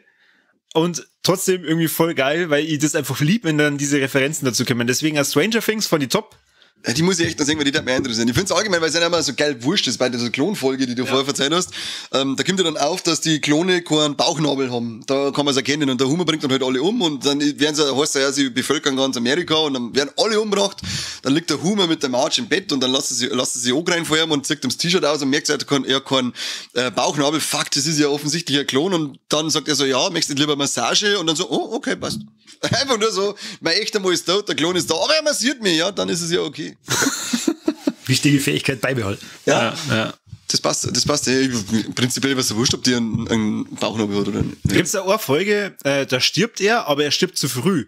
Und dann kann er sich praktisch aussuchen, in was für einen Körper er dann wieder reinfährt, weil sein Körper ist in der Zwischenzeit vom Bart natürlich misshandelt worden. Natürlich. Komisch. Wie machst du das als Kind, wenn man die Leichnam von seinem Pap findet? Ja, genau, komisch. Und dann kommt er auch wieder zurück als Footballspieler, mit so Bauchmuskeln und so. Und da wieder genau das gleiche, wie du sagst, Marge dann erst so, ja, aber kann ich wirklich hier mit einem anderen Mann, ich bin verheiratet, kann ich da wirklich Sex haben? Und dann streicht sie so über seine Bauchmuskeln. Ja. Einmal. Und da merkt man aber halt auch so, ab der, weiß ich nicht, 15. Staffel oder so, wird halt Marge richtig sexualisiert. Das ist genau dein Ding. Richtig geil, ja. Ich hab sehr oft auf damals noch YouTubes nach Simpsons-Pornos gesucht. Du warst der, also. Du warst es. Du bist in die Nachrichten damals gekommen. Was? Jeder Folge und YouTubes kennt doch nur jeder, oder? Keine Ahnung, was Geiles Intro von jedem Video. YouTubes live. Yes, sir. War nie auch nicht. Erfunden. Das war eine Lügengeschichte, Leute. Googelt es lieber nicht. YouTubes gibt's nicht mehr. Ja, aber ja, der Kameramann nickt. Aber entzückt das Handy. Ja. Sehr schön. Es gibt da irgendeine Folge, das ist ein Boot oder so, da hat sie einen ganz knappen Bikini. Ja, mit die Eiswürfel, oder? Oh, ist das so heiß? Oh, ja. Und sie parodieren doch auch wie heißt der Film, wo sie sich schrumpfen von den Körper, die Reise ins Ich? Kann das sein? Die reisen wo mit dem kleinen Raumschiff dann dem Menschen rum. Die parodieren es doch auch mal, weil der eine verrückte Wissenschaftler hat eine Pille geschrumpft und in die ist Maggie reingekommen und dann müssen sie wieder rausholen. Ja. Und dann ist Marge da drin und dann so, weil diese alten Filme haben ja Frauen immer ganz knapp bekleidet, waren sie immer ganz knapp bekleidet. Was für Filme? Allgemein alte Filme. Goonies. Zu Recht waren sie da knapp bekleidet, da jetzt einmal sagen, weil wenn sie gut ausschauen, sollen sie das sagen. Darum haben wir Feier. Hey! Unser Kameramann ist nackt. Auf alle Fälle ist er da auch so gewesen, dass er dann drin sagt und dann sagt er so, warum löst sich gerade mein Anzug immer in diesen komischen Bereichen auf? Und dann hat sie irgendwann an nur so über Busen und so ein String. Ja, Marge war schon immer eine attraktive Frau für mich. Offensichtlich. Deswegen war sie ja mein Playboy. Deswegen hab ich ja... Was? Was? Ja, erzähl bitte weiter. Der Satz war nicht ganz zu Ende. Gern Simpsons angeschaut. Okay, gut. Seppi, du bist ja der Einzige von uns. Seppi. Du schaust übrigens wunderbar aus. Also okay, dein Kostüm fällt mir richtig gut. Das trifft mir ja ziemlich, also das trifft mein Inneres, bringt es nach außen, finde ich. Ach Gott, nichts passiert. Du hast da ja Notizen gemacht und sagen wir mal, ich weiß, bei der Nachhaltigkeitsfolge, wir haben dich nicht über Mikroplastik reden lassen. Deswegen, hier ist die Bühne für dich, für Mikro-Naschmann. Ja, was hast du denn sonst noch in deinen Notizen? Etwa irgendwas über Grabsteine? Sofort mit einer Blutgrätsche daherkommen und sagen, alle meine Folgen haben schon erwähnt worden. Ich habe nur noch, was ich noch gemacht habe, waren ein paar Notizen zu den Grabsteinen in den Intros. Oh, schön. Elvis, weiß ich nur noch. Ja, genau, Elvis, findet euch damit ab. Die Arbeiterklasse ist auch gestorben. Sie haben eine Folge, da wird Ding parodiert, Poltergeist. Und da ist ja ein Haus ja auch auf einem Indianerfriedhof, dann sind unten die Grabsteine und jetzt fällt mir ums Verrecken nicht mehr ein, da haben sie mich auch so geile Sprichwörter drauf, weil nämlich dann red weiter, ich such's dabei aus, das hat man nämlich alles aufgeschrieben. Sehr schön, weil da gehen wir so in den Keller oben und dann sind diese Grabsteine und dann bauen die Sprüche von den Grabsteinen auch nochmal aufeinander auf, wo es dann heißt so der und dann so nicht so der und der, aber ich kann halt einfach nicht mehr sagen, was genau drauf gestanden ist. Ich hab Sitting Bull ist drauf, Crazy Horse, not so crazy horse. Sitting Bull, Crazy Horse, not so crazy horse. Geronimo Sakayi, wow, Tonto, Mahatma Gandhi und Pocahontas. Pocahontas auch. Oh, die Arme. Ist allgemein geil in die Intros auch, dass diese Namen ja immer da mit so einem Horror, mit so einer Horrorergänzung, du hast ja dann bekannte Namen, weil einer, Gröning. ja genau, und einer heißt ja Scully und dann ist er dann immer aufgebaut auf Akte X und es sind, alle Namen haben irgend so eine Horrorergänzung, das ist einfach ein ganz lustiges, Also wenn sie das sagt, dann macht sie ganz kurz mal, ha! Genau. Geil, Alter. Ich sag geil, Alter. Geil, oder? Geil, Alter. Es gibt da relativ spät, also weiß nicht, irgendwie Mitte 20er Staffeln, eine Folge, die endet dann so, dass sie die Others, genau, sie parodieren die Others und die Others, also die andere Familie, die dann da ist die Familie aus Staffel 1 und 2, da wie es also gezeichnet sind. Ja, und am Schluss kommen aber... Genau, am Schluss kommen lauter die werden gesehen. Völlig crazy Varianten von The Simpsons. South Park, genau, und das kann ich mir auch noch erinnern. Adventure Time. Archer, Adventure Time, die Minions. Ja, genau. Minions kommen vor. Ich glaube dann auch noch dieser, wie heißt das, Up the Hill? King of the Hill, genau, King of the Hill ist nicht dabei. Stimmt, die habe ich nämlich auch noch gesehen. Und bin mir jetzt sicher, Family Guy? Nein, Family Guy, glaube ich, war da nicht dabei. Aber ich kann es jetzt nicht mehr sicher sagen. Aber da habe ich nämlich gerade mal hingeschaut. Dann Pokémon, also zumindest irgendeine Anime-Version von den Simpsons. Also wirklich stark. Ich finde es schon geil, wie selbstironisch sie immer wieder da sind. Aber wie schon gesagt, so ab Staffel 13 ist es einfach immer so dermaßen over the top. Also du musst dich schon richtig gut auskennen mittlerweile im Simpsons-Universum, dass du jedes Mal sagst, die Anspielung kapiere ich oder den Charakter kenne ich. Das finde ich war aber früher schon allgemein immer so bei den Simpsons, dass die haben ja immer auch so Lokalpromis hergenommen aus Amerika und da tust du als Deutscher halt einfach schwer, dass du den Witz gerade verstehst, wenn die irgendwas braucht. Die hast du teilweise erst viel später wirklich kennengelernt, wer die Leute eigentlich haben in der Folge, wo ich vor 5 Jahren gesehen habe. So quasi. Ja. Das stimmt. Jetzt kommt dann irgendwann, habe ich jetzt gelesen, ich weiß nicht, ob das Folge schon raus ist, ob das jetzt dann kommen soll. Not It? Nein, mit Death Note. Simpsons im Death Note-Stil. Okay, nein. Wer den Anime gesehen hat, Death Note, super Anime. Gibt einen Netflix-Film dazu, der ist einfach nur so Final Destination 0. Aber der ist gut. Mit Willem Dafoe. Der Willem Dafoe ist das einzige Gute in dem Film. Willem Dafoe. Willem. Ja, ist der einzige Gute in dem Film, finde ich. Der Rest ist halt wirklich so, die Tode waren auch cool, aber ansonsten hat das nichts mit Death Note zum tun. Aber herbe Enttäuschung auf alle Fälle. Ja, das war Final Destination war das. Wenn du nicht gesehen hast, funktioniert er, ja. Genau. Sobald du den Anime gesehen hast, funktioniert er nicht mehr. Ja, oder du hast was über den Anime gelesen, dann funktioniert er auch schon. Ja, genau. Oder du hast einfach das erste Mal in deinem Leben einen Film angeschaut und denkst dir, danach möchte ich nie wieder einen Film sehen, weil ich einen Scheißdreck angeschaut habe. Nein, so schlimm ist es nicht. Ich habe es mit Halloween 1 verwechselt. Zu die Simpsons. Ihr habt ja gesagt, Not It. Das ist praktisch die aktuellste Halloween-Folge, die ist aber nicht in Disney Plus drin. Was? Für was soll ich? Für was soll ich Disney? Wir wollten mal eigentlich die top aktuellen Infos bringen und deswegen erwähne ich es. Also nicht es. Man sieht praktisch, wie Krusty der Clown im Gully wohnt. Muss eine richtig starke Folge sein, wer weiß, keine Ahnung. Keine Folge, wo der Bart Gedanken lesen kann und sie müssen alles da, was er sagt, wo der Krusty nonstop auf Sendung sein muss. Ja, wo er schon viel fertig ist. Ja, wo er dann sagt, jetzt geht er nochmal zu den Nachbarn praktisch ob die noch irgendwelche Muntermacher haben oder selbst. Also diese geilen Drogenwitze dann auch die ganze Zeit. Da wird der Humor ist doch dann so ein komischer Clown, der aus der Box rausspringt. Ja, genau, und dann lernen sie lieben, die zwei. Ja. Der Bart ist einfach insgesamt ein geiler, das ist doch böser Charakter. Der Reveal ist doch da dann, dass er quasi, sie lernen sich dann lieben, aber der Bart wacht dann auf, weil der Humor ihm zunickt, zärtlich, und das ist dann sein Albtraum. Ja, genau, weißt du, genau, da geht's die Folge heißt der Albtraum. Ja, Bart's genau, jeder hat Albträume und der Bart träumt davor, dass er Gedanken lesen kann und kann alles mit seinen Gedanken steuern und am Schluss lernt er seinen Vater zu lieben und sein Vater liebt ihn und dann wacht er auf, weil sie lieben. Genau, und das ist sein Albtraum. So ein Scheißtrick. Ich habe ja vorhin gesagt, ich hätte sagen können, ich hab Babcode, das ist ja das Schlimme. Das ist schon die Folge, wo Maggie besessen ist, der Dämon, der dann irgendwann aus der Maggie wieder rausfährt, fährt halt dann in den Bart rein. Und das ist der Albtraum für den Dämon, weil praktisch der Bart ja von Hause schon so böse ist und der dann mit den Kräften total klarkommt, weil für ihn ist es halt so, ja, voll cool. Das ist ja schon in der allerersten Folge so, dass das Geisterhaus dann, bevor er sich jetzt das ganze Leben lang mit den Simpsons obärgert, lieber selber umbringt. Ja, genau. Das ist ja mal wieder ein Hommage am Poltergeist. Ja, genau, da sagt sie ja das Haus auch zusammen. Das ist ja dann, wo Marge das Haus damit zusammenscheißt. Ja, genau. Und dann sagt sie so, los, mach doch mal das mit dem Blut aus den Wänden. Nein, ich bin doch nicht dann. Los, mach das jetzt, ich habe das Haus gekauft. und dann löst das Haus selber auf, weil es keinen Bock drauf hat, dass es sich mit den Simpsons so beärgert. Ja, das waren nur die guten Sachen. Und die geilen Anspielungen eben auf die alten Horrorfilme, das war immer gut gehen, das war immer super. Pierce Brosnan.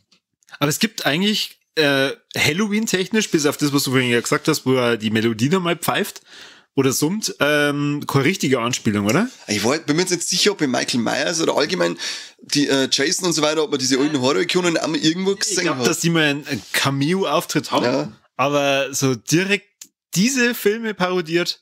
Nee, also ich glaube, eine ganze Folge nicht. Glaube ich, vorher Chronicle. Also, wo es die Fun-Footage-Sachen so ein bisschen parodieren. Das ist auch bei den neueren Folgen mit dabei, wo Lisa mit so einer Handkamera dann in die anderen, glaube ich, ein Loch stößt oder sie fallen dann rein mit Atommüll.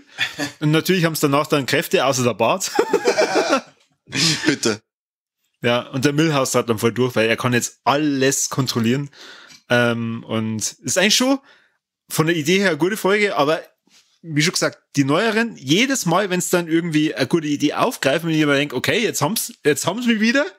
Verlieren sie mich, weil es dann so over the top ist. Twilight haben sie auch einmal verarscht, wo Lisa den kleinen romantischen Vampir kennenlernt und dann kommt der Bab, also der Dracula ist der Bab von dem Vampir und kommt dann zu den Simpsons zum Essen und der Chlorvampir sagt, ja, schämen Sie so für seinen Bab, weil dann nämlich Saxophon spielt und der Hummer tanzt mit dem Hund, mit dem Knecht Ruprecht dazu und wo er die ganzen Fragen die ganze stellt. Wenn dich jetzt eine Mücke sticht, wird er dann auch ein Vampir? Ja, wenn du dich jetzt in die Zunge beißt, wird dann die Zunge ein Vampir?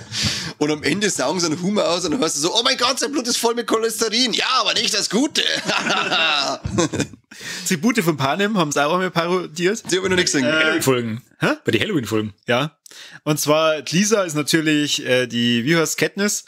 Und im Teil 1, also sie das ist voll geil, die Folge fängt an und es ist halt wie ein Tribute von Panem und natürlich kennt man gleich von Haus aus 2 Typen, total sexy und die sind beide verliebt in sie und was weiß ich und die sterben aber sofort. Und dann, die sterben, endet Teil 1. Teil 2 fängt an wie Mad Max und endet auch wie Mad Max Fury Road. Geil.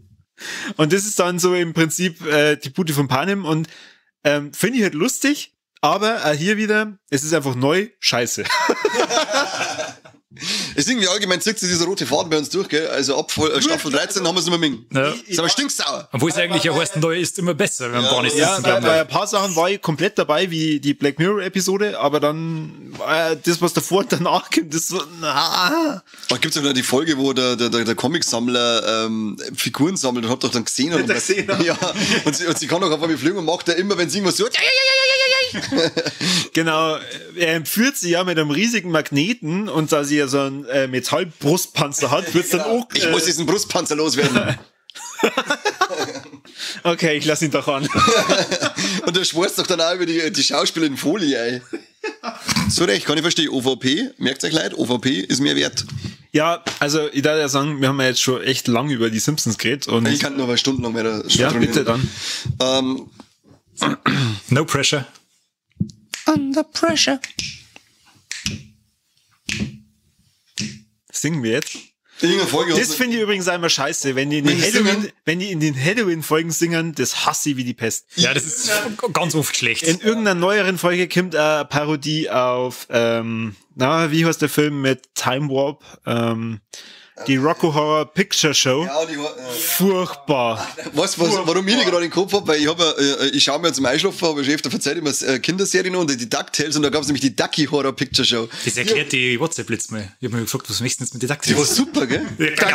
Bei WhatsApp. Ja, aber was soll denn dieser Witz? Die haben keine Chills. No Chills. DuckTales hat no Chills. Die habe ich noch nicht gesehen, aber ich habe dafür kurz davor die Ducky Horror Picture Show gesehen. Ja, das ist irgendwie Marge fährt zu spät mit dem Bart zum Halloween Trick or Treat und auf einmal, es ist deswegen zu spät, weil die ganzen besoffenen Erwachsenen und die Dame mit den nuttigen Kostümen halt rauskommen.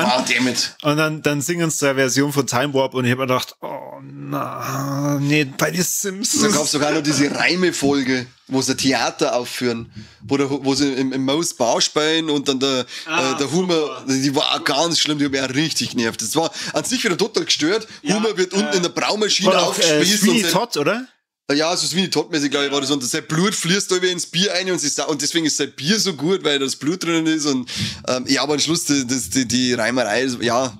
An sich immer kreativ, da kann man nichts sagen, sie sind kreativ, aber oftmals halt, glaube ich, ist halt so der Weg zwischen, sind wir jetzt halt Vollgas übertrieben, bäs und asozial, oder versuchen wir es familienfreundlich zu machen, und dieses familienfreundliche schaut einer dann ab und zu.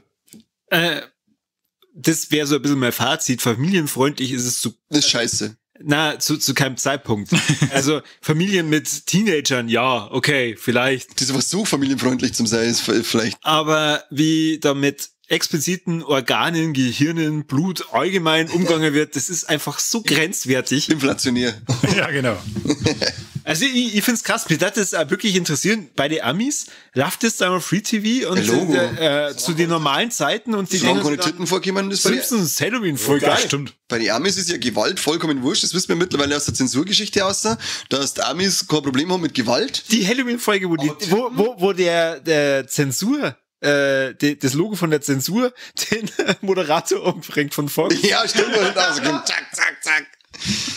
Aber die Intros haben auch nachgelassen, das kommt auch noch dazu, jetzt wo du das gerade sagst. Am Anfang war es ja immer so, die ersten Staffeln, dass halt einer vorher meistens March rausgekommen ist und hat so dieses, hat so eingeschaut, das ist so grausam und so schlimm und was weiß ich. Dann kommt er mit der Humor aus. Dann sagt hat einmal so Twilight Zone X-Factor-mäßig das gemacht. Mit dem Bild mit den Pokerspielenden Hunden. Ja, genau, mein Gott!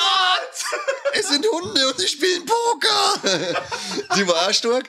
Aber das hat irgendwann aufgehört. Irgendwann ist es einfach losgegangen mit Szenen, sag ich jetzt einfach mal. Dann haben sie, wo sie noch immer noch gehabt haben, dass irgendwas anderes auf der Couch passiert ist, aber ist der Tod drauf gesessen, sie laufen alle hinten da rum. Und sie sind alle zerstückelt, irgendwie zusammengenäht, irgendwie da gewesen. Warum so leicht? Die Körperfresser hat es auch noch in die Folge. Die war scheiße. Was war denn das gleich wieder? Wo die Pflanzen kann man sagen, oder? Nein, das war die Folge, wo der Krusty, leck asozial ohne Ende eigentlich wieder mit der Krusty Burger, bist du auch noch, Krusty Burger? Er hat einen neuen Burger, und zwar den Krusty Burger hoch 2, und da werden dann, glaube ich, es war so, es waren Kühe, die essen Gras, die werden dann zerhäckselt, und wenn die zerhäckselt worden sind und zu Fleisch verarbeitet sind, dann werden die Kühe noch mehr an Kühe verfuttert, und dann werden die Kühe gegessen haben, werden dann auch nochmal, und werden dann auch verwertet, und dann werden Burger draus gemacht, und sobald du isst, drehst du halt durch, und das ist ein 28 Days Later Hommage jetzt, genau. 28 Days Later war das, und dann hocken sie beim Essen drin, weil sie haben sich halt eingesperrt, da kommt keiner rein, und dann ist sein Großvater wieder an der Scheibe und klopft dann, lass mich rein, und dann so, lass mich in Ruhe mit dem Körperfressergewäsch, ich bin kein Körperfresser, und dann macht er einfach die Vorhänge zu, und dann hörst du im Hintergrund so, und dann wird er gefressen. Warum sind ihre Familienmitglieder immer so egal? Ich meine, der Grandpa ist ja eine normale Folge, weil der Ich hab eigentlich gedacht, in den normalen Folgen stirbt er wirklich irgendwann. Ich hab echt gedacht, der ist in ein paar Folgen hintereinander, aber wirklich tot. Na, solange ich gesehen hab, glaube ich, ist er nicht da gewesen. Gibt's übrigens eine Jurassic Park Halloween-Folge. Echt? Die hab ich nicht gesehen. Die hab ich nicht gesehen. Ja, und zwar Senior Park oder so. Ist sie so gut wie Jurassic World 3? Best Movie ever. Besser. So, den da. Genau. Wo du hast einen Hund dabei. Ich habe einen Hund dabei, ja. Also den sagt man jetzt nicht, ob wir einen Hund dabei. Aber er bleibt liegen. Besänftige ihn. Wir machen mal so, und er bleibt liegen. Ja, gut. Sind wir übrigens eine Weltklasse-Folge, müsst ihr euch hören. Jurassic World von uns 3 besprochen. Beste Leben ever. Da habe ich mich richtig vorbereitet. Da habe ich ein ganz Buch geschrieben. Stundenlang, 4 Minuten haben wir drüber geredet. Buch habe ich drüber geschrieben. Wir waren ja schließlich im Kino zu dem Scheißdreck. Leider nur einmal, muss man sagen, im Nachhinein betrachtet. Oh, bitte. Ja, also, was ist jetzt so ein bisschen unser Fazit? Keine Ahnung, bevor wir ins Fazit gehen. Tops und Flops, oder? So, ja. Dann, bitte, du darfst anfangen. Was sind deine Tops und Flops von den Treehouse Special? Also meine Tops sind auf alle Fälle die alte Horrorfilme parodieren. Die haben eigentlich alle gut. Da kann man sich alle anschauen, die haben alle irgendwie so einen gewissen Flair. Und haben den alten Hollywood-Geist, so das, was du schon angesprochen hast, das nicht so horrormäßig ist, sondern so ein Grusel, so ein Schauereffekt hat für, wenn man, also du hast nicht Angst oder so, aber du hast das Universal Monsters. Ja, genau. Diese Filme, finde ich, spiegeln Simpsons ganz gut. Genau. Das ist ja immer, wenn ich ein Halloween-Ding habe, ich sowas im Kopf dann. Das ist immer das Erste, da gar nicht so ein Slasher oder irgendwie sowas. Ja, und das Schlechteste war, dass es halt immer schlechter wird. Das ist schlecht, wenn es immer schlechter wird. Ich hätte gern die Qualität so hoch gehalten, wie damals, aber es ist leider nicht gegangen. Es ist halt nicht so wie unser Podcast, der praktisch mit jeder neuen Folge besser wird. Wie ein guter Wein, gell, der reift mit der Zeit. Genau. Mittlerweile ja eben Das ist übrigens auch ein guter Hinweis darauf, dass es ja Steady-exklusive Folgen gibt, die auch immer besser werden, je länger das oder je mehr das werden. Ja. Man sollte abonnieren. Man sollte definitiv abonnieren. Ich stelle mir das ja so vor, irgendwelche Leute treffen sie beim Einkaufen oder in der Disco und sagen so, hey, sag mal, hast du die neueste Folge Viva la Movilusion gehört? Na, scheiße. Fuck, Alter. Und sofort ja, Dienstag war ja wieder. Ein Einkaufswagen ins Eckerl hintergeschoben und davor gelaufen. Ja. Ein kleines Kind dort gefahren mit dem Einkaufswagen, scheißegal. Selber schön, wenn du stehst, du dreckst kleines Kind. An die Eltern macht's ja nice, interessiert mich nicht, aber ich muss die neue Folge Viva la Movilusion hören. Ich merke das ja immer wieder, wenn die neue Folge veröffentlicht wird, wenn ich auf die Straße gehe, in die Stadt, fliege ich nur Heuballen liegen rum. Sagt nichts mehr verlassen, Einkaufswegen, Autos stehen offen da, ist jedem scheißegal, alle rumgelaufen, haben sie Viva la Movilusion gehört. Das ist wie Halloween. Ähnlich. Ohne Kinder. Aber mit viel Gürtel. Ohne Qualität. Was? Also bitte. Aber dafür mit dicke Zuckerstangen. Chuckys Braut, beziehungsweise Kani, Tops und Flops. Mein Top bleibt auf alle Fälle der Witz aus der Folge, wenn der Humor da tot wird und sagt, dass er dafür gesagt hat, dass alle Alten, Kranken und Behinderten verräumt sind. Da habe ich so viel an, weil der ist einfach zu krass, dieser Witz, aber ja, geil. Not okay. Nein, war super okay. Mehr davon. Mit Grüning, du bist mein Mann. Und was, mein Flop ist halt auch, man muss mir da ein bisschen am Seppi anbieten. Was ist denn da? Lass ihn halt da, Kim. Dass es halt wirklich so ab Staffel 15 stetig abbaut und belangloser wird und halt auch nichts mehr mit Horror und Grusel zum tun hat. Das ist dann irgendwann so einfach nur noch fantastisches Kino. Einfach halt so Fantasy einbaut und das einbaut, aber hauptsächlich nicht mehr gruselig. Also ja, mit Grüning, du bist nicht mehr mein Mann. Fick dich. Corby. Hallo. Sitzt der Kapuzen auf dazu, schaut besser aus. Okay. Moment, Fazit, Kapuzen. Ich habe noch nie jemanden gesehen, dass er so dumm ansteht beim. Ja, das hat so lange dauert. Das ist Wahnsinn, ne? Direkt lächerlich. Und das ist Geschäftsführer von irgendwas. Also ich fange jetzt mal um mit Flops, weil eigentlich muss ich mich ja an den Kommentaren von euch anschließen. Ich muss aber ehrlich sagen, und das ist sehr konsequenter von mir wie von euch, Simpsons, bringt es bitte irgendwann einmal einfach zu Ende. Es war besser. Hör auf, dass du Sachen hast. Kann man in einer Welt leben, wo es Simpsons gar nicht mehr gibt? Na, ich glaube, nur mal, würdet ihr euch die neuen Folgen denn auch anschauen, die normalen? Nein, aber ich merke halt nicht, dass es nicht gibt. Genau, die Jugend, die muss so aufwachsen wie wir, weil das ist die einzige Konstante, die es seit ungefähr 3 Generationen für Leute gibt. Es gibt immer Simpsons, es gibt immer die Simpsons. Leute, schaut sich bitte Yodokus Quacko oder so. Na, was hat's gegeben? Zur Zeit, als es keine Simpsons gegeben hat? Pokémon. 30-jähriger Krieg, Erster Weltkrieg, Zweiter Weltkrieg. Kalter Krieg. Kalter Vietnam. Krieg, Heidi, Jim Knopf. Na, das sind alles die Sachen, also diese Sachen sind passiert ohne Simpsons. Seitdem es Simpsons gibt, weniger groß. Gar keiner eigentlich. Das ist eigentlich super im Einklang, jeder liebt jeden. Ganz viele Ringeltänze. Ansonsten muss ich sagen, ja, top. Ich finde die Konsequenz trotzdem geil, dass sie jetzt sagen, okay, wir bringen wieder eine neue Staffel Simpsons raus, es gibt eine Halloween-Folge und das finde ich gut. Finde ich auch sehr gut. Ja. So, dann Triple Threat. Seppi. Gibt's bei den Simpsons Titten? Ja. Die aber keine freigelegten. Keine Ahnung. Ja, sicher irgendwo, oder? Nein, ich glaube, es hat nie einen Nippel gegeben. Das haben sie bis heute nicht geschafft. Echt? Hurensöhne. Corby, gab's da Trompeten? Trompeten, nein, leider auch nicht. Also es gab Trompeten, aber Penisse, um hier ganz kurz... Phallusse, nein. Nein, Falli ist, glaube ich, die Mehrzahl von Phallus. Fallo. Ja. Tote Tiere. Tote Tiere haben wir en masse. Hier kannst du ordentlich mal Gas geben. Ja, der Knecht Ruprecht muss immer wieder dran glauben. Snowball muss auch. Ständig, ja. Jeder Dinosaurier in der Vergangenheit, wenn der Hummer alle ohne ist und die dann aussterben. Ja, ansonsten war an und für sich eine richtig geile Folge. Mir hat's zwar überhaupt nicht Spaß gemacht mit euch beiden hier live in dem Studio. Ja, das ist immer unangenehm. Ja. Übrigens das hier, falls ihr fragt, what the fuck, wo steht's ja eigentlich hier? Das ist hier ein Kanisei Filmwand. Die meisten habe ich im Clean.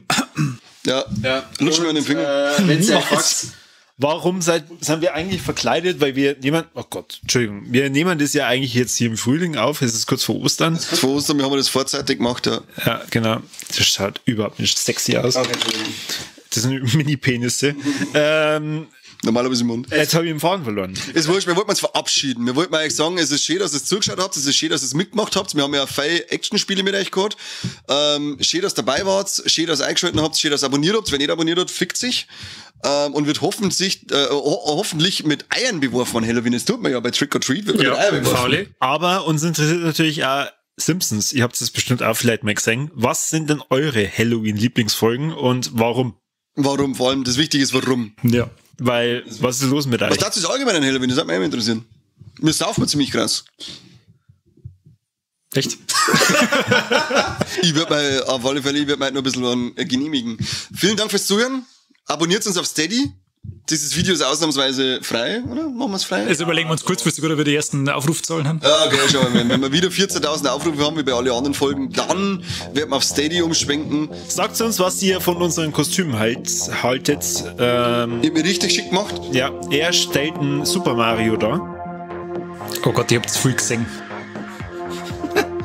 Und ansonsten vielen Dank fürs Zuhören und bis zum nächsten Mal beim besten Podcast der Welt. Nicht von Springfield? Auch von Springfield. Tschüss. Ausgezeichnet. Ausgezeichnet. Er ist gezeichnet.